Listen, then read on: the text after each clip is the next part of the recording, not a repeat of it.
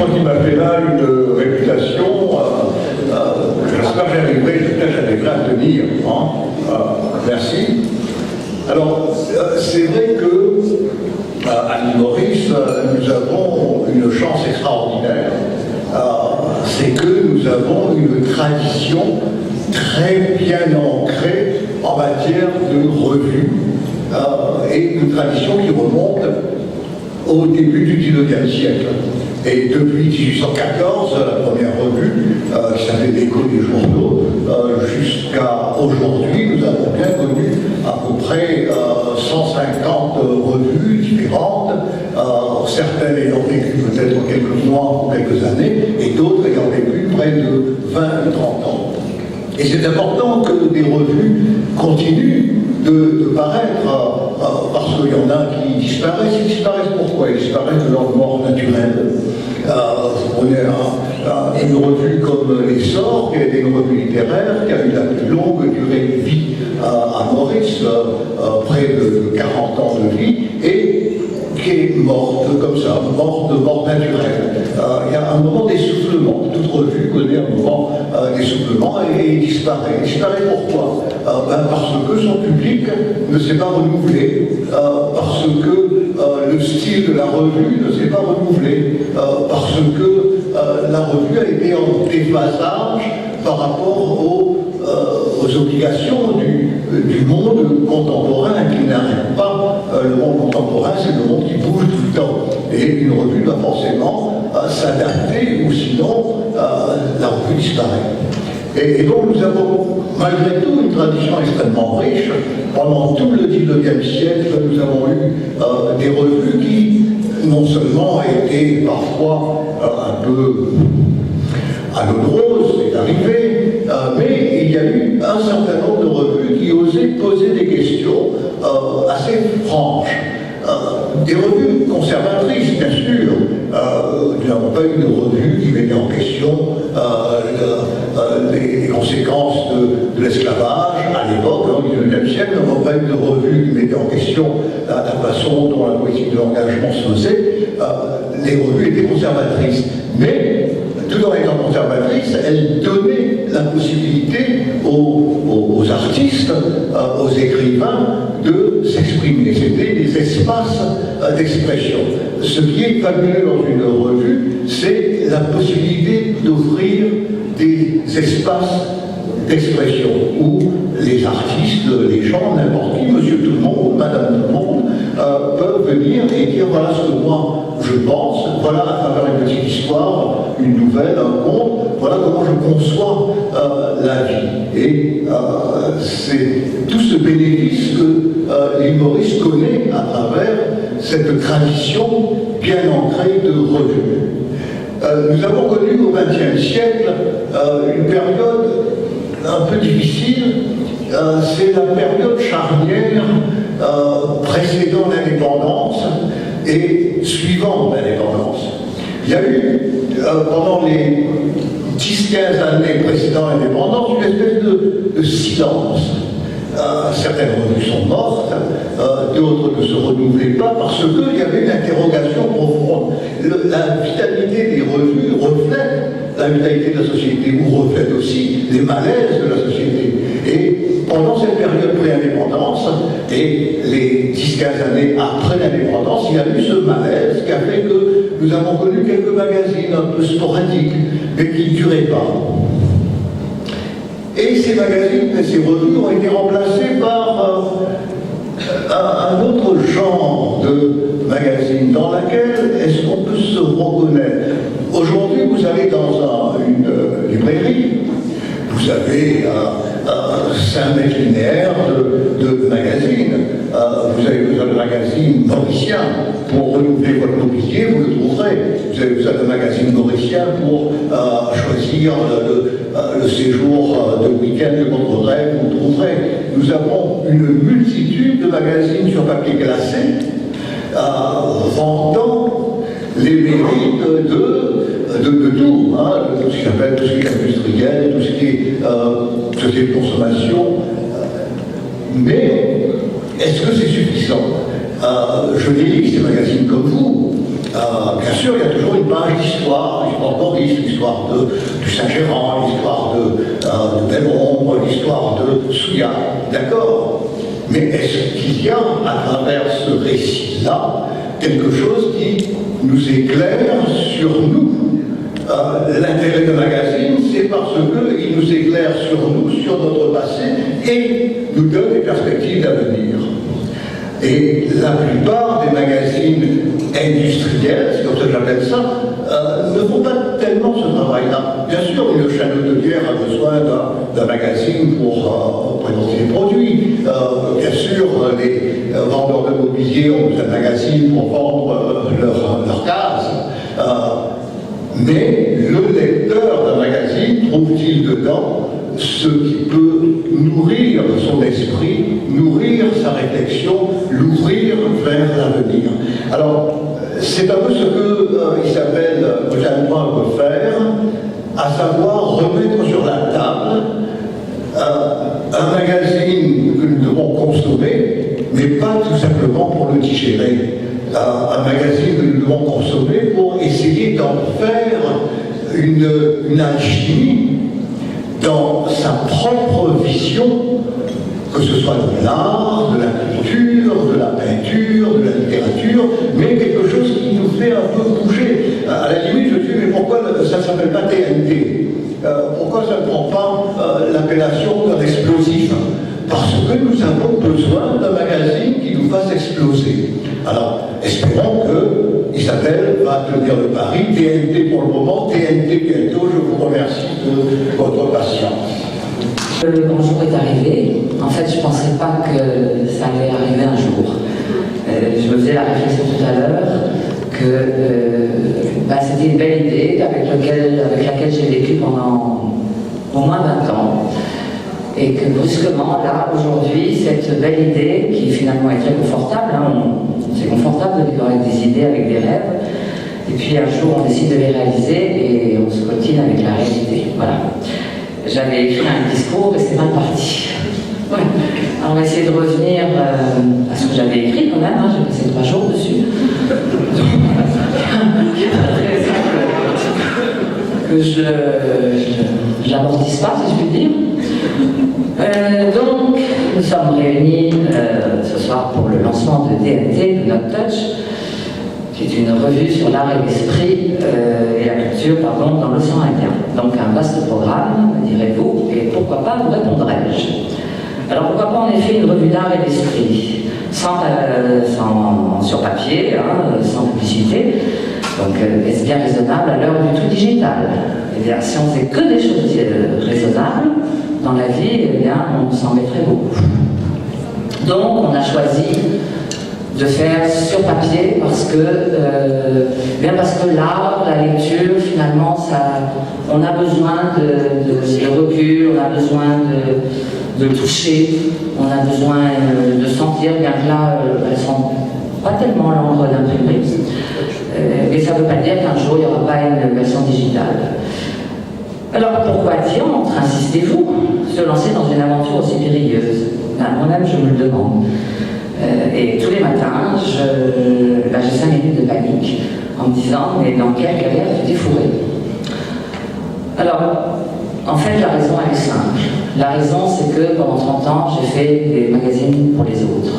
J'en ai même créé, notamment avec mon vieux complice, Daniel Marie. Et donc, il y a un moment dans la vie où il faut aller jusqu'au bout de ses rêves. Voilà. Et donc, il était temps que je fasse le mien, d'autant que, compte tenu de mon âge avancé,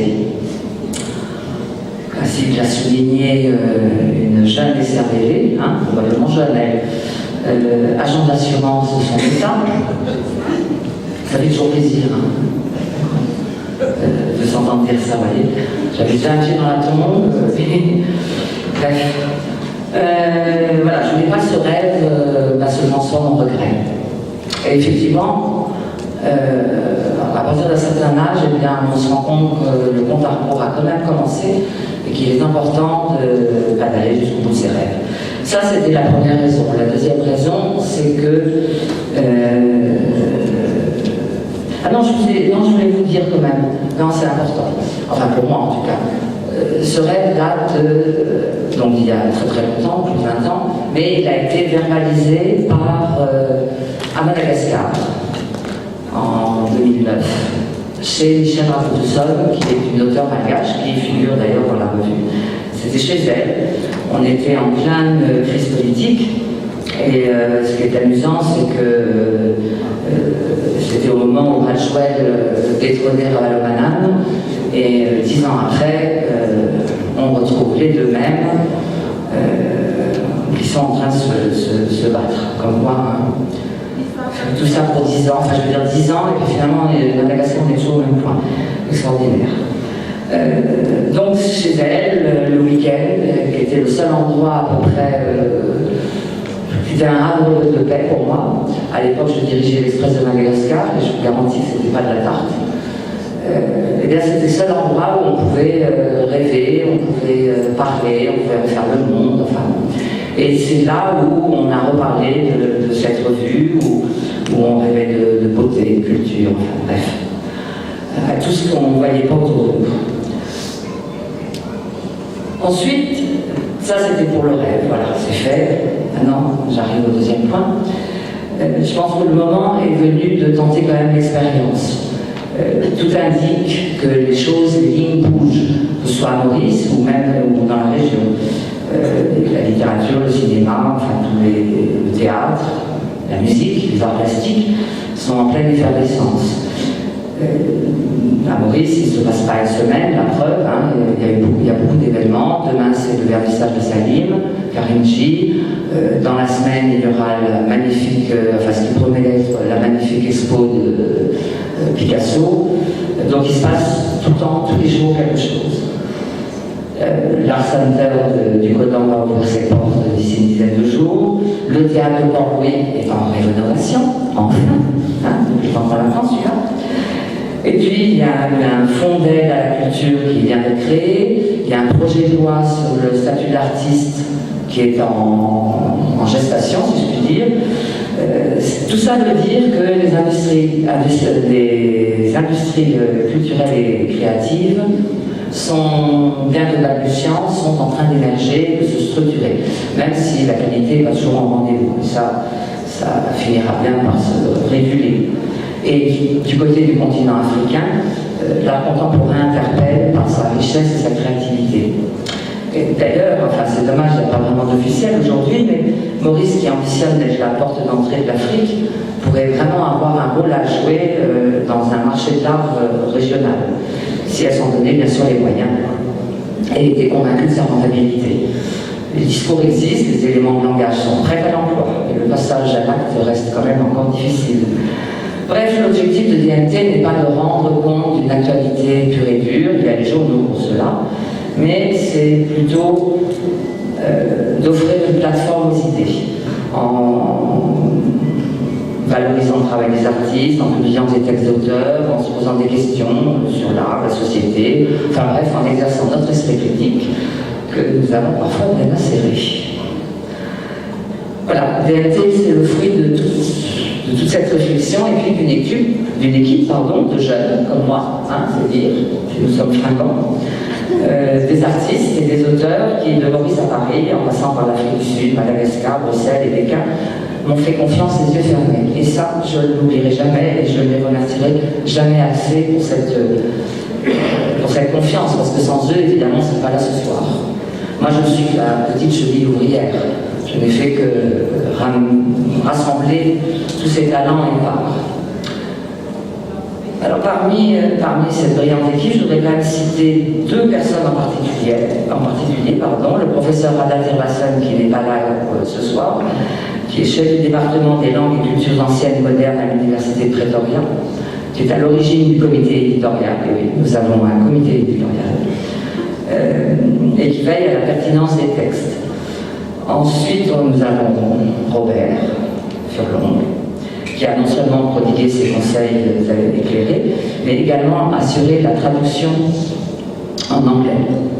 Et puis, je voudrais aussi citer Nirmala Kinaren, qui a créé, en dehors de son magnifique sourire que j'envie depuis 20 ans, Elle a créé pour l'occasion une magnifique gravure dont vous voyez l'original vraiment, enfin je veux dire pratiquement le dessin d'artiste, comme on appelle ça, pratiquement l'épreuve d'artiste derrière, mais qui figure dans la revue pour ceux qui veulent l'acheter. Et puis il y a tous les autres, alors je vais essayer de n'oublier personne.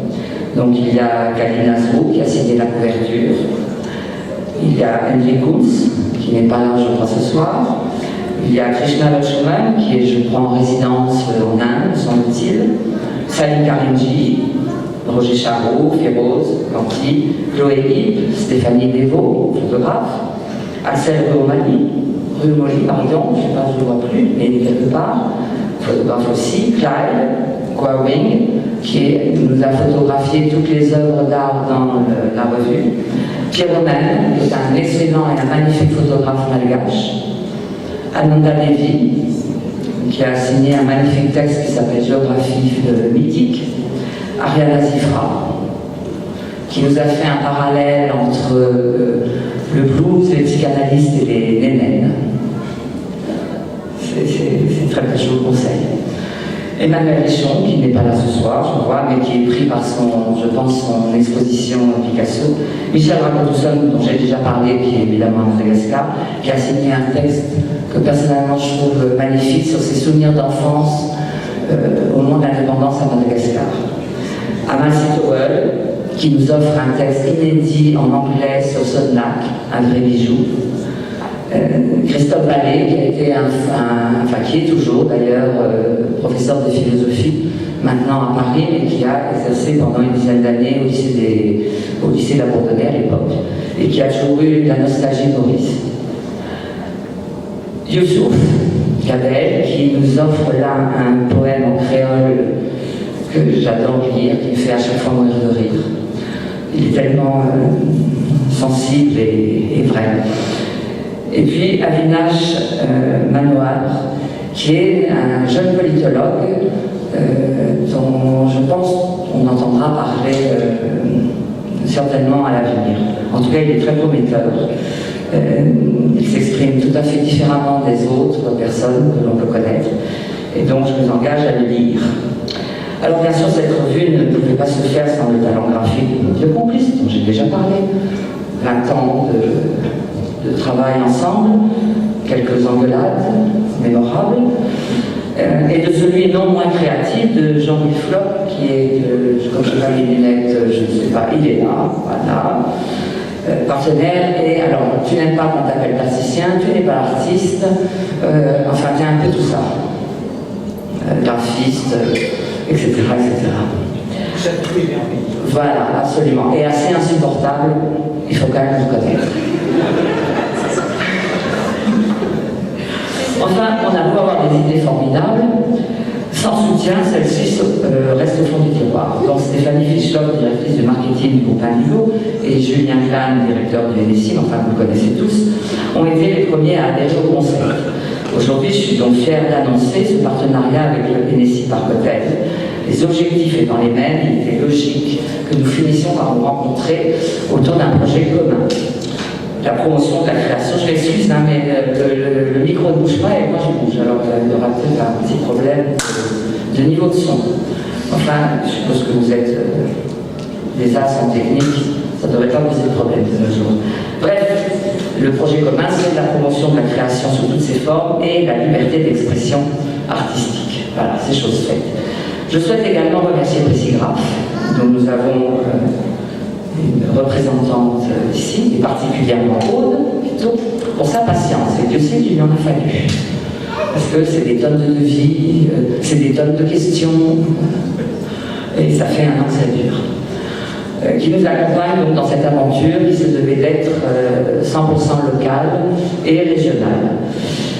Voilà, mais rassurez-vous, donc il y a de la place pour d'autres partenaires, surtout n'hésitez pas, et en permettant cette revue d'exister, vous soutenez la création locale et régionale. Et ça, je pense que c'est extrêmement important. Et j'en profite d'ailleurs pour faire un appel à contribution aux auteurs et aux artistes. Donnez-vous la peine d'entrer. Ce n'est pas parce que DNT veut dire do not touch que nous n'y toucherons pas. Merci de votre attention.